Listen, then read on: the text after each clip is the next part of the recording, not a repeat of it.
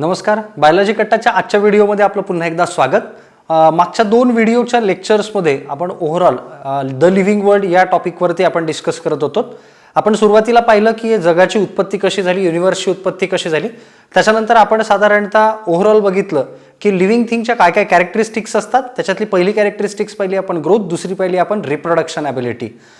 ज्या लोकांनी हे व्हिडिओज बघितले नसतील, हा व्हिडिओ बघण्याच्या पूर्वी त्यांनी ते 2 लेक्चर्स आधी बघावेत, म्हणजे या लेक्चरच्या बाबतीत तुम्हाला व्यवस्थित कनेक्टिंग लिंक जी आहे ही लावता येईल. मग साधारणतः आजच्या या लेक्चरमध्ये आपण पुढची जी कॅरेक्टरिस्टिक्स आहे लिव्हिंग वर्ल्डमधली आणि महत्त्वाची आहे ती म्हणजे मेटाबॉलिक ॲक्टिव्हिटी हे पाहणार आहोत. म्हणजे साधारणतः सांगण्याचं तात्पर्य असं की लिव्हिंग थिंगची महत्त्वाची कॅरेक्टरिस्टिक्स म्हणजे मेटाबॉलिझम. ज्या वस्तूंमध्ये किंवा ज्या थिंगमध्ये मेटाबॉलिक ॲक्टिव्हिटी होतात त्या वस्तूंना आपण लिव्हिंग थिंग म्हणून कन्सिडर करतो. ओव्हरऑल जर बघायला गेलं तर मेटाबॉलिझमचा अर्थ काय? जसं आपल्या शरीरामध्ये आपण लहान असताना आपल्या शरीरात ज्या सेल्स आहेत या सेल्सचं किंवा या पेशींचं विभाजन होतं आणि विभाजन झाल्यानंतर साधारणतः एका पेशीपासून 2 पेशी, 2च्या 4, 4च्या 8 अशा पेशींची संख्या आपल्या शरीरामध्ये वाढत जाते. म्हणजे सांगण्याचं तात्पर्य काय? एक पेशी आहे, तिला कट केलं, 2 पेशी तयार झाल्या, त्यांना कट केलं, 3 पेशी तयार झाल्या. सोबत अजून एक महत्त्वाची गोष्ट, जसं आपण लिव्हिंग ऑर्गॅनिझम आहोत, झाडं लिव्हिंग ऑर्गॅनिझम आहेत, झाडं सजीव आहेत, ॲनिमल्स सजीव आहेत, आपण सजीव आहोत. मग मेटाबॉलिक ॲक्टिव्हिटी म्हणजे काय? जसं तुम्ही एखाद्या वेळेस एखादं फूड खाता, अन्न खाल्ल्यानंतर हे अन्न जसंच्या तसं पूर्ण शरीरामध्ये पोचत नाही. मग काय, तुम्ही ज्या वेळेस एखाद्या वेळी अन्न खाता त्या अन्नाचा रेस्पिरेशन किंवा कॅटाबॉलिझम होतं. म्हणजे तुम्ही खाल्लेला आलू हा साधारणतः चावल्या जातो, तो पोटात जातो, तो पोटात गेल्यानंतर साधारणतः परत तिथं त्याचं पचन होतं, त्याच्यापासून ग्लुकोज किंवा स्टार्च निघतं, ते तुमच्या शरीराच्या प्रत्येक पेशीमध्ये किंवा सेलमध्ये जात असतं. मग साधारणतः प्रत्येक सेलमध्ये जात असताना ज्यावेळेस ही प्रोसेस होते, ही होत असताना त्याच्यात ऑक्सिजन सुद्धा आपल्याला लागत असतो. म्हणजे काय की तुमच्या शरीरातलं खाल्लेले अन्नपदार्थ तोडण्यासाठी तुम्हाला ऑक्सिजनची सुद्धा गरज लागत असते. पण डेफिनेटली या प्रोसेसला ओव्हरऑल आपण म्हणतो रेस्पिरेशन. म्हणजे काय, जे कॉम्प्लेक्स फूड आपण खातो त्याचं सिम्पलर फूडमध्ये कन्व्हर्जन करणं याला आपण म्हणत असतो रेस्पिरेशन. ओव्हरऑल रेस्पिरेशनलाच म्हणून आपण कॅटाबॉलिक प्रोसेस म्हणतो. आता कॅटाबॉलिक प्रोसेस म्हणजे काय? जसं तुम्ही फूड खाल्लं, त्याला कट केलं, पोटात गेलं, त्याला कट केलं, ते पोटातलं अन्न जे आहे ग्लुकोजच्या फॉर्ममध्ये तुमच्या शरीरामध्ये प्रत्येक पेशीमध्ये गेलं, तिथे गेल्यानंतर ग्लुकोजला कट केलं आणि त्या ग्लुकोजमधली ऊर्जा तुमच्या शरीरात मिळाली. ओव्हरऑल काटा रेस्पिरेशन जी प्रोसेस आहे ही कट केल्यामुळे this process is considered as catabolic process. आता ॲनाबॉलिझम म्हणजे काय? ॲनाबॉलिझमचा अर्थ असा असतो की साधारणतः झाडांच्या बाबतीत आपण बघू शकतो की झाडं ॲटमॉस्फिअरमधून कार्बन डायऑक्साईड घेतात, जमिनीमधून पाणी घेतात, वरतून सनलाईट घेतात, या सगळ्या गोष्टींना एकत्र आणतात आणि यांच्यापासून क्लोरोफिलच्या मदतीने पदार्थ तयार करतात. म्हणजे काय, जसं लग्न झाल्यानंतर प्रत्येक माणसाच्या मागे एक शब्द लागतो, तो म्हणजे आणा. बरोबर आहे का? म्हणजे काय, घरातलं तेल संपला ना, मीठ संपला ना, हळद संपली ना, ह्या सगळ्या गोष्टी आणायच्या असतात आणि त्याच्यापासून जेवण बनवलं जातं. झाडं नेमकं तेच करतात. जमिनीतून पाणी आणा, हवेतून कार्बन डायऑक्साईड आणा, सनलाईट आणा, ह्या सगळ्या गोष्टी आणा आणि यांच्यापासून फूडचा एक मॉलिक्यूल तयार करा. म्हणून फोटोसिंथेसिस याला आपण प्रकाश संश्लेषण असं म्हणतो. ही पूर्ण प्रोसेस जी आहे ही आणा ही ॲनाबॉलिक प्रोसेस आहे. मग ओव्हरऑल एक गोष्ट लक्षात ठेवा की साधारणतः ज्या वस्तूंमध्ये किंवा ज्या थिंग्समध्ये ॲनाबॉलिझम होते, कॅटाबॉलिझम होते, या वस्तूंना किंवा या गोष्टींना आपण मेटाबॉलिक ॲक्टिव्हिटी असं म्हणत असतो. म्हणजे काय, कॅटाबॉलिझम प्लस ॲनाबॉलिझम यांना ढोबळमानानं आपण म्हणतो मेटाबॉलिक प्रोसेस. आणि ह्या मेटाबॉलिक प्रोसेस ज्यांच्यात होत असतात त्यांना आपण म्हणत असतो लिव्हिंग थिंग. मग साधारणतः मेटाबॉलिक ॲक्टिव्हिटी जर होत असतील म्हणजेच काय की लिव्हिंग बिईंग जर प्रोड्यूस होत असतील आणि ते सर्वाईव्ह करत असतील, परत ग्रो करत असतील, त्या थिंग्सला आपण जनरली कन्सिडर करतो लिव्हिंग थिंग. म्हणजे ओव्हरऑल काय की एनर्जीसाठी प्रत्येक सजीवामध्ये एनर्जी लागणारच आहे. चालायला, बोलायला, फिरायला किंवा प्रत्येक गोष्टीला एनर्जी लागणार आहे. मग सजीवांमध्ये एनर्जीसाठीची जी गोष्ट आहे, जी प्रोसेस होते, तिला म्हणतो आपण मेटाबॉलिझम. मग ज्यांच्यामध्ये मेटाबॉलिझम होतं त्यांना आपण लिव्हिंग थिंग 101% म्हणू शकतो का, हा एक प्रश्न उद्भवतो. म्हणजे फक्त मेटाबॉलिक ॲक्टिव्हिटी होतात, एनर्जी गिव्हिंग प्रोसेस शरीरात होतात म्हणून फक्त याला आपण ओव्हरऑल लिव्हिंग थिंग म्हणायचं का? तर असं नाही. एक नॉमिनल प्रोसेस आहे ज्याला आपण म्हणतो बायोटेक्नॉलॉजी, याला म्हणतो आपण मायक्रो प्रोपॅगेशन, किंवा तुम्ही बऱ्याच वेळा शब्द ऐकला असेल टेस्ट ट्यूब बेबी हा शब्द ऐकला असेल. किंवा ओव्हरऑल तुम्ही ज्यावेळेस पाहता त्यावेळेस एखाद्या टेस्ट ट्यूबमध्ये एक साधी गोष्ट काय की 2 वेगवेगळ्या असलेल्या झाडांच्या किंवा 2 वेगवेगळ्या असलेल्या सेल घेतल्या जातात. एक भांडं घेतलं जातं, त्याच्यामध्ये त्या सेल टाकल्या जातात, त्यांना इलेक्ट्रिक करंट दिला जातो, त्या प्रोसेसला म्हणतो इलेक्ट्रोपोरेसिस. आणि याने काय होतं की त्या सेलच्या असलेल्या ज्या आजूबाजूच्या ज्या सेल वॉल आहेत, जे आजूबाजूचं प्रोटोप्लाझम आहे हे विरळ होतं आणि साधारणतः एका सेलमधून न्यूक्लियस निघतं आणि त्या भांड्यामध्ये दुसऱ्या पेशीमध्ये ते जातं, तिथं फ्यूज होतं आणि फ्यूज झाल्यानंतर त्याच्यापासून एक एम्ब्रिओ तयार होतो. तो एम्ब्रिओ उचलला जातो आणि अशा ट्यूब्समध्ये आणून टाकला जातो. मग झाडांच्या बाबतीत या जनरली गोष्टी होतात, म्हणून आपण यांना म्हणतो मायक्रो प्रोपॅगेशन, कारण छोट्याशा सेलपासून आपण यांना प्रोपॅगेट करत असतो, जर्मिनेट करत असतो, म्हणून यांना म्हणायचं मायक्रो प्रोपॅगेशन, ज्याला आपण म्हणतो टिश्यू कल्चर टेक्नॉलॉजी. ओव्हरऑल या बाबतीत ज्या वेळेस आपण पाहतो, मग इथे मेटाबॉलिक ऍक्टिव्हिटी तर होत आहेत, पण ओव्हरऑल यांना आपण ह्या फ्युजन होण्याच्या आधी किंवा इथे शुगर देतात त्यावेळेस आपण त्याला लिव्हिंग थिंग म्हणत नाही. म्हणजे काय की लिव्हिंग थिंगच्या बाहेर कोणाच्याही शरीरात ह्या गोष्टी होत नाही आहेत. मेटाबॉलिक ऍक्टिव्हिटी इथे सुद्धा होत आहे, डिव्हिजन ऑफ सेल इथं सुद्धा होत आहे, झाडांची ग्रोथ हळूहळू तिथं सुद्धा होत आहे. मग अशा परिस्थितीमध्ये सुद्धा लिव्हिंग थिंगमध्ये या गोष्टी होत नाहीत, त्यांच्या शरीराच्या बाहेर ह्या गोष्टी होत आहेत. म्हणून मेटाबॉलिक ऍक्टिव्हिटींनाच फक्त मेटाबॉलिक ऍक्टिव्हिटीच्या बेसिसवरती आपण ही गोष्ट कधीही ठरवू शकत नाही की ती वस्तू सजीव आहे किंवा निर्जीव आहे किंवा साधारणतः लिव्हिंग आहे किंवा नाही आहे. मग ओव्हरऑल लक्षात घ्या, आपण सगळ्यात महत्त्वाचं कॅरेक्टरिस्टिक्स पाहत होतो लिव्हिंग थिंगचं, ते म्हणजे मेटाबॉलिक ऍक्टिव्हिटीज. सो ओव्हरऑल या बाबतीत आपण लक्षात घेऊयात. पुढे जाऊयात साधारणतः आपण पाहूयात की ability to the sense to the environment, ही पुढची ॲबिलिटी जी आहे किंवा पुढचं कॅरेक्टरिस्टिक जे आहे लिव्हिंग थिंगचं, ते ability to sense the environment हे कॅरेक्टरिस्टिक्स आहे. आता याच्यामध्ये ओव्हरऑल लक्षात घ्या, जसं फोटोपिरियडिझम म्हणजे सांगण्याचं तात्पर्य एकदम आपल्या साध्या भाषेत जर सांगायचं तात्पर्य झालं तर गहू जो आहे हा साधारणतः हिवाळ्यातच आपण लावतो, किंवा चना जो आहे हा आपण हिवाळ्यातच जास्त करून लावतो, किंवा साधारणतः राईस असेल किंवा जसं सोयाबीन असेल तर सोयाबीन हे आपण पावसाळी हंगामामध्येच लावतो. म्हणजे काय की तुम्ही जर साधारणतः एक बेस्ट अजून एक एक्झाम्पल की असलेले ॲपलचं प्रोडक्शन हे काश्मीरमधून उचलून तुम्ही जर म्हणत असणार की मी अकोल्यामध्ये किंवा वाशिम सारख्या ठिकाणी किंवा चंद्रपूर सारख्या ठिकाणी या ठिकाणी असलेले सफरचंद काश्मीरमधून आणून मी इथे लावतो, तर दॅट इज नॉट पॉसिबल.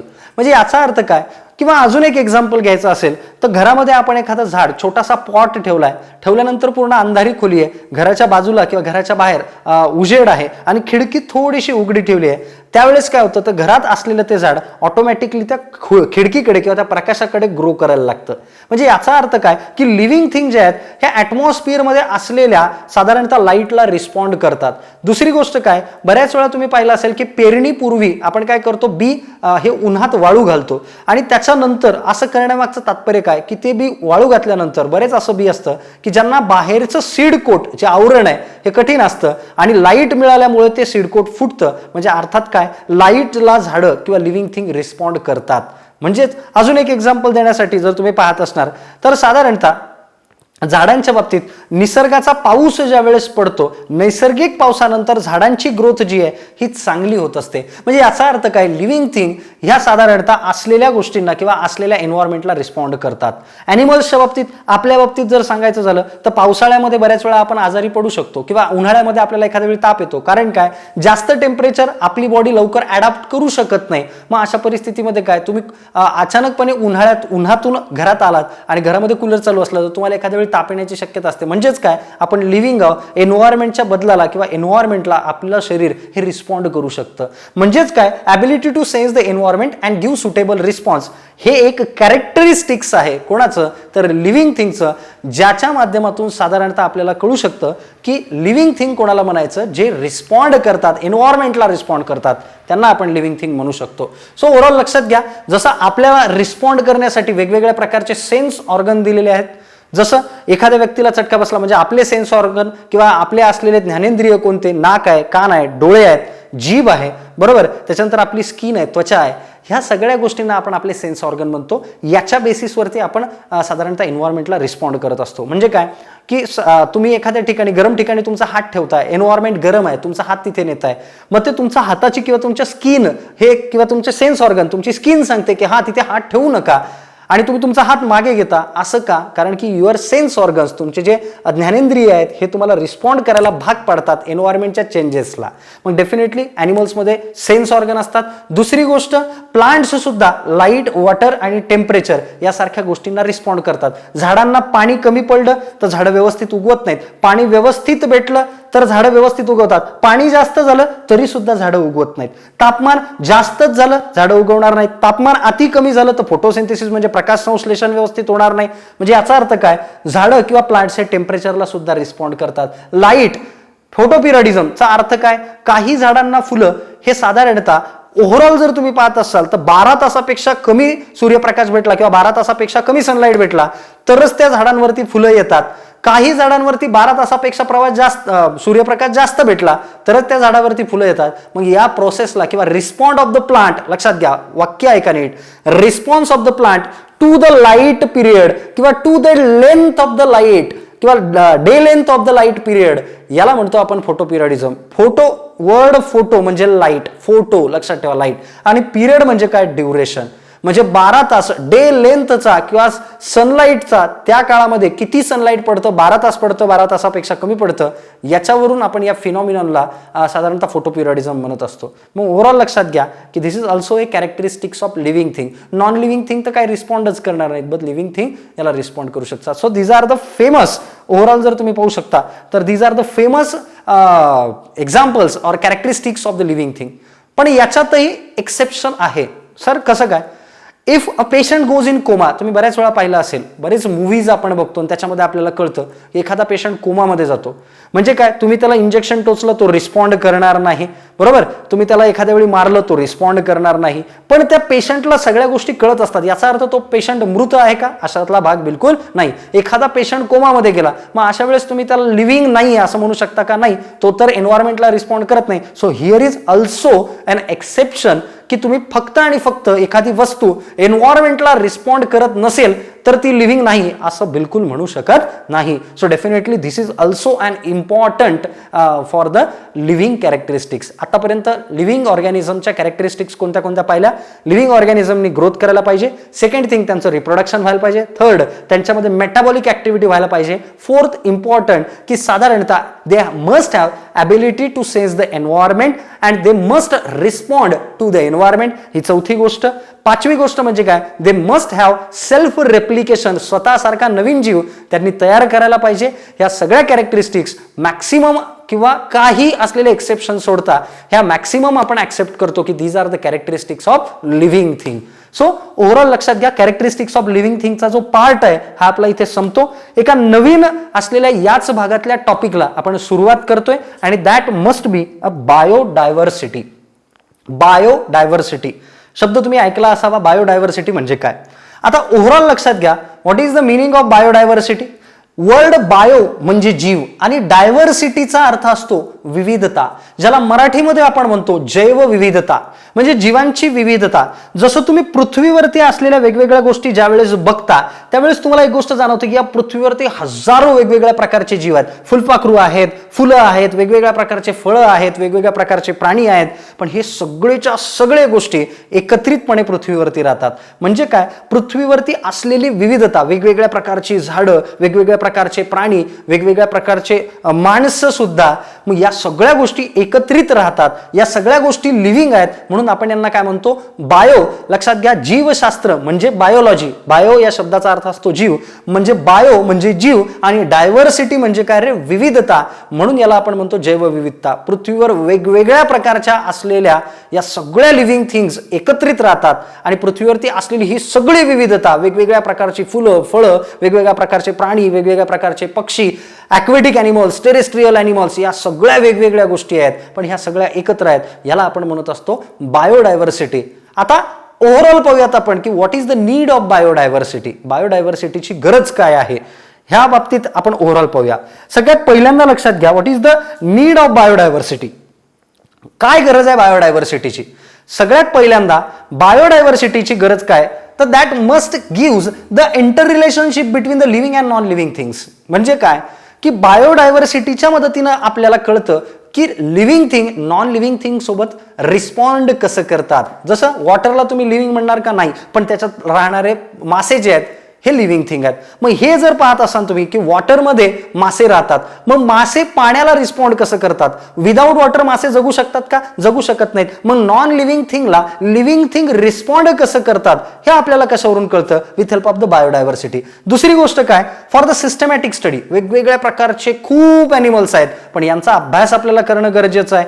मग या सगळ्या वेगवेगळ्या, जसं तर तुम्ही पहा व्हायरसेस आहेत, बॅक्टेरिया आहेत, कोरोना व्हायरस आता तुम्ही बघत आहात, वेगवेगळ्या प्रकारचे लाखो बॅक्टेरिया आहेत, वेगवेगळ्या प्रकारचे लाखो व्हायरसेस आहेत, ओव्हरऑल वेगवेगळ्या प्रकारच्या लाखो अलगी आहेत, फंजाय आहेत ज्याला आपण बुरशी म्हणतो. पण या सगळ्यांचा अभ्यास एकत्रित करणं हे गरजेचं आहे. मग या सगळ्यांची सिस्टमॅटिक स्टडी ही कधी होऊ शकते, जैवविविधता जर आपण व्यवस्थित अभ्यासली तर या सगळ्यांची स्टडी आपल्याला सिस्टमॅटिकली करता येईल, एकमेकांशी इंटर रिलेशन आपल्याला कळवता येईल. जसं व्हायरस आपल्या शरीरात गेला तर आपल्या शरीरावरती काय परिणाम पडतात, आपलं शरीर त्या व्हायरसला कसं रिस्पॉन्ड करतं, याची सिस्टमॅटिक स्टडी आपल्याला बायोडायव्हर्सिटीच्या मदतीने सुद्धा करता येऊ शकते. जसं वेगवेगळे बॅक्टेरिया आहेत, दही तयार करायला बॅक्टेरिया लागतो, बरोबर का. मग बॅक्टेरिया जे आहेत वेगवेगळ्या प्रकारचे, यांच्या मदतीनं दही कसं तयार करता येईल हे आपल्याला शिकायचं असेल तर आपल्याला बॅक्टेरिया पण अभ्यास करावा लागेल, बरोबर, आणि दह्याचा पण अभ्यास करावा लागेल. मग या दोघांची सिस्टमॅटिक स्टडी करावी लागेल. म्हणजे काय, वेगवेगळ्या अॅनिमल्सची, वेगवेगळ्या प्लांट्सची, वेगवेगळ्या मायक्रो ऑर्गॅनिझमची आपल्याला स्टडी एक सोबत करावी लागेल. आणि त्यासाठी मदत कोण करतं रे, दॅट इज द बायोडायव्हर्सिटी, जैवविविधता. याची आपण जर अभ्यास करू तर आपल्याला भरपूर साऱ्या गोष्टी माहीत पडतील आणि भरपूर गोष्टींचं कॉम्बिनेशन करून आपल्याला एकत्रितपणे काहीतरी गोष्टी नवीन काढता येतील.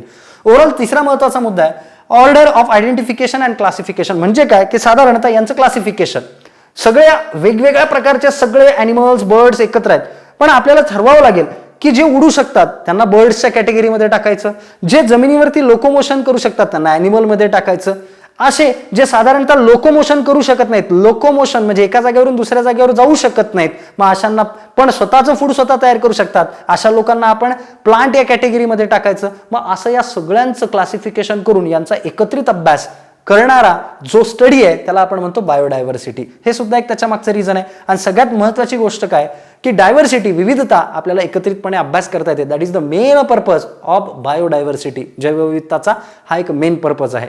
पुढच्या टॉपिकमध्ये आपण नॉमेनक्लेचर वगैरे या सगळ्या गोष्टी बघणार आहोत. ज्या लोकांनी सबस्क्राईब केलं नसेल यूट्यूबला त्यांनी सबस्क्राईब करा, लाईक करा, शेअर जास्तीत जास्त करा, कारण या सगळ्या गोष्टी फ्री आहेत. याचा सगळ्या विद्यार्थ्यांना डेफिनेटली फायदा घेऊ द्या. धन्यवाद.